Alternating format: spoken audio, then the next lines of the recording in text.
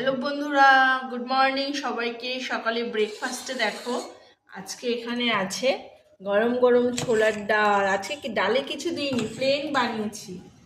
আর এখানে আছে সুন্দর লুচি। আর এই লুচিটা কিন্তু তোমরা কারা কারা আমার মতো লুচি ভাজার লাস্টে মানে যে তেলটা অবশিষ্ট থাকে ভীষণ কড়া করে পাঁপড়ের মতো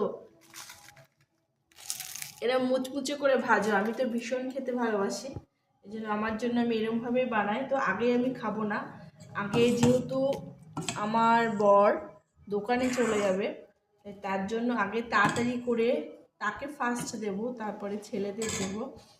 এখানে আজকে ব্রেকফাস্টে লুচি করেছি আর সাথে ছোলার ডাল, যেহেতু কদিন ধরে সেই শিবরাত্রি থেকে নিরামিষ চলে আসছে আমাদের। কি গো,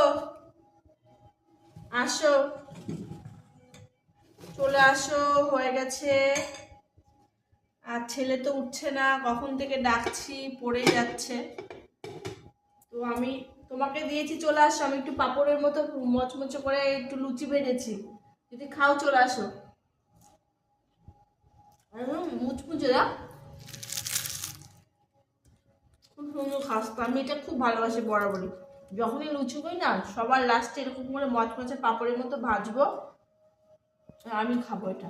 আমার খুব ভালোবাসি খেতে। অনেকদিন বাদে লুচি খাচ্ছি। খুব যে আমরা খুব লুচি খাই তা না, লুচিটা খুব কম খাই আমরা, যতটা পারি আর কি অ্যাভয়েড করি। তো বাচ্চারা শোনে না, সবাই চাই যে লুচি খেতে একটু, তা আজকে লুচি করলাম।